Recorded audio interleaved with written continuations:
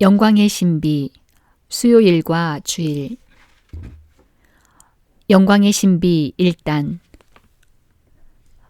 예수님께서 부활하심을 묵상합시다. 안식일이 지나고 주간 첫날이 밝아올 무렵 마리아 막달레나와 다른 마리아가 무덤을 보러 갔다. 그런데 갑자기 큰 지진이 일어났다.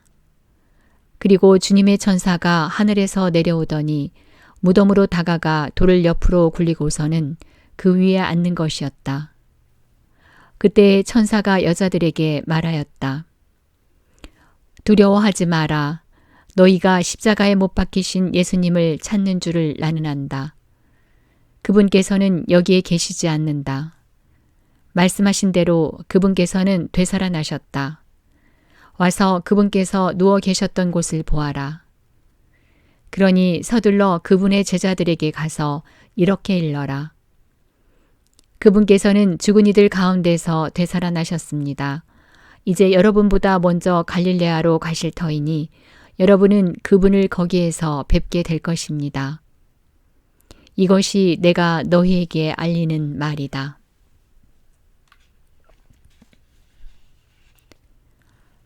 인생을 완전히 바꾸게 한 사건.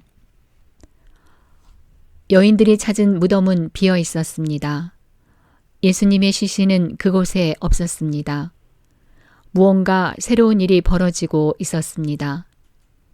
여인들이 예수님의 무덤을 보러 간 것은 그분에 대한 사랑을 표현하는 단순한 행위였습니다. 하지만 그런 행동이 그들의 인생을 완전히 바꾸게 하는 계기가 되었습니다. 그들의 인생뿐 아니라 우리의 인생에서도, 그리고 우리 인류의 역사에서도 처음과 동일한 것은 아무것도 남아있지 않게 되었습니다. 예수님은 죽음의 세계에 계시지 않습니다. 그분은 부활하셨고 살아계신 분입니다. 예수님은 단순하게 되살아나시기만 한 것이 아닙니다. 그분은 하느님의 아드님이시기 때문에 생명 자체이시고 살아계신 분입니다. 예수님은 더 이상 과거에 머무시지 않고 현재에서 생활하시고 미래를 향해 계십니다.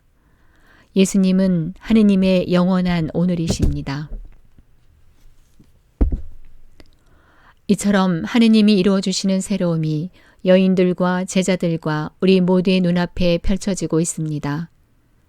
그것은 바로 죄와 악과 죽음, 그리고 인간의 삶을 짓누르고 비인간적인 처지로 내모는 모든 것에 대한 승리입니다. 부활하신 예수님이 우리 삶 안으로 들어오시도록 그분을 받아들이십시오. 예수님께 신뢰를 두고 그분을 친구로 맞이하십시오. 예수님은 생명이십니다. 두려워하지 말고 예수님께 우리를 맡기고 그분이 우리 곁에 계신다는 것을 확신하십시오.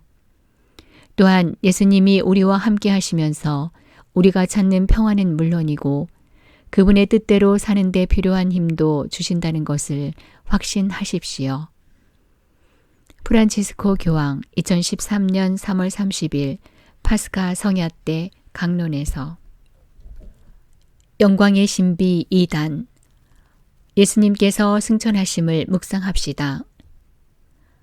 예수님께서는 그들을 베타니아 근처까지 데리고 나가신 다음 손을 드시어 그들에게 강복하셨다. 이렇게 강복하시며 그들을 떠나 하늘로 올라가셨다. 그들은 예수님께 경배하고 나서 크게 기뻐하며 예루살렘으로 돌아갔다. 그리고 줄곧 성전에서 하느님을 찬미하며 지냈다.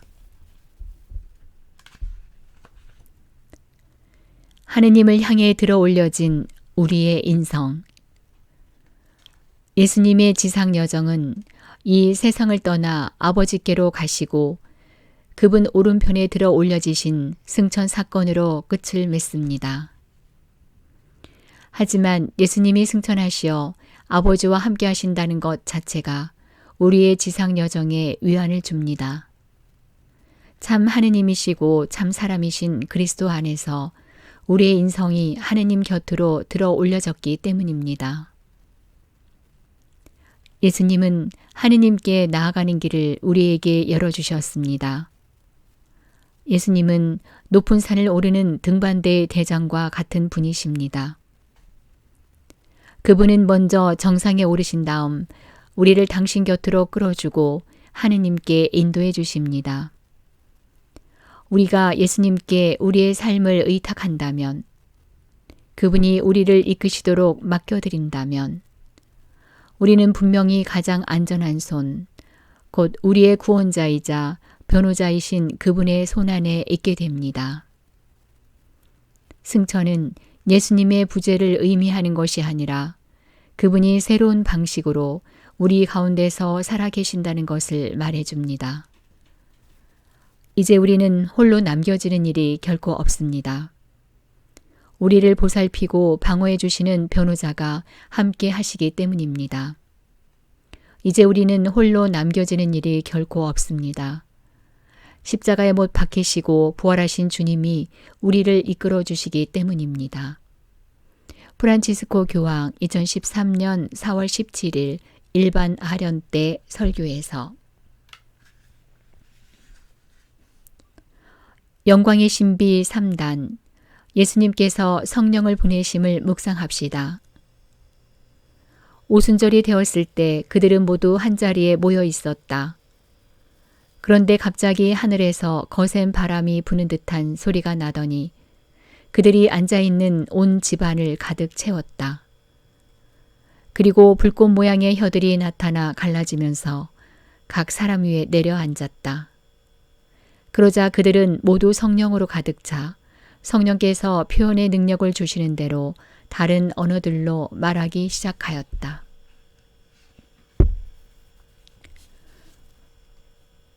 선교의 원동력이신 성령. 부활하신 그리스도께서 교회에 성령을 내려주신 사건을 묵상해 봅시다. 성령 강림은 예루살렘의 다락방을 은총으로 가득 채워주는 사건이었습니다. 그리하여 그 은총이 세상 곳곳으로 퍼져나가도록 하려는 것이었습니다. 성령께서는 우리가 살아계신 하느님의 신비 안으로 들어갈 수 있게 해주십니다. 또한 교회가 자신의 울타리에 갇혀 영지주의적 성향으로 기울거나 자신의 신원만 보증하는 위험에 빠지지 않도록 지켜주십니다. 성령께서는 우리에게 문을 열고 밖으로 나가서 복음의 기쁜 소식을 선포하고 증언하며 신앙의 기쁨과 그리스도를 만나는 기쁨을 나누도록 부추기십니다. 성령께서는 선교의 원동력이십니다. 보호자이신 성령께서는 복음을 전하기 위해 세상 곳곳으로 달려갈 수 있도록 용기를 주는 위로자이십니다. 성령께서는 지평선 너머를 바라보게 하시고 예수 그리스도의 생명을 선포하기 위해 삶의 변두리까지 찾아가도록 부추기십니다. 프란치스코 교황 2013년 5월 19일 성령 강림 대축일 강론에서 영광의 신비 4단 예수님께서 마리아를 하늘에 불러 올리심을 묵상합시다. 그리고 하늘에 큰 표징이 나타났습니다. 태양을 입고 발밑에 달을 두고 머리에 12개 별로 된 관을 쓴 여인이 나타난 것입니다. 성모 마리아는 우리와 함께 걸으십니다. 요한묵시록 12장은 여인과 용 사이의 싸움에 대한 환시를 수록하고 있습니다. 교회를 상징하는 여인은 한편으로는 영광스럽게 승리하는 모습이지만 다른 한편으로는 여전히 극도의 고통을 겪는 모습입니다. 사실 교회도 그런 상황에 처해 있습니다. 교회는 전상에서 이미 주님의 영광에 참여하고 있지만 지상의 역사에서는 계속해서 시련을 겪어야 하고 영원한 원수인 악의 세력에게 도전을 받아야 합니다. 이 도전은 하느님과 악의 세력 사이의 싸움으로 이어지게 됩니다. 예수님의 제자들은 모두 이 싸움에 직면해야 합니다. 그러나 마리아는 그들을 홀로 남겨두지 않으십니다. 그리스도와 교회의 어머니신 마리아는 언제나 우리 곁에 계시고 우리와 함께 걸으십니다. 마리아는 우리와 함께 하시며 우리와 함께 싸워주시고 악의 세력에 맞서는 그리스도인들에게 버팀목이 되어주십니다. 프란치스코 교황 2013년 8월 15일 성모 승천 대축일 강론에서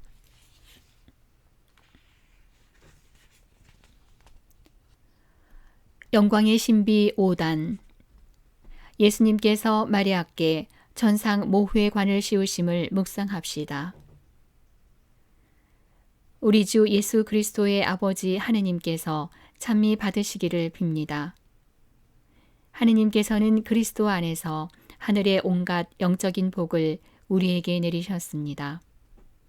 세상 창조 이전에 그리스도 안에서 우리를 선택하시어 우리가 당신 앞에서 거룩하고 흠없는 사람이 되게 해 주셨습니다.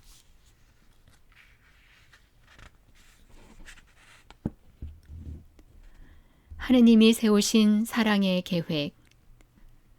나자렛 처녀 마리아는 하느님의 마음에 들었습니다. 그 이유가 무엇인지 알 수 없기에 신비라고 할 수 있지만 사실 이는 우리에게 낯선 일은 아닙니다. 마리아는 저기에 있고 우리는 여기에 있는 것이 아닙니다. 마리아와 우리는 하나로 이어진 관계입니다. 사실 하느님은 모든 이들에게 당신 사랑의 눈길을 보내십니다. 하나님은 우리 모두를 사랑의 눈길로 바라보십니다. 바오로 사도는 이렇게 선언합니다. 하느님은 세상 창조 이전에 그리스도 안에서 우리를 선택하시어 우리가 당신 앞에서 거룩하고 흠없는 사람이 되게 해주셨습니다. 우리는 하느님의 선택을 받아 죄에서 해방되고 거룩한 삶을 살 수 있게 되었습니다. 이것이 바로 하느님이 세우신 사랑의 계획입니다. 하느님은 우리가 당신께 나아갈 때마다, 특히 성사 안에서 그렇게 할 때마다 우리를 죄에서 해방시켜 주십니다.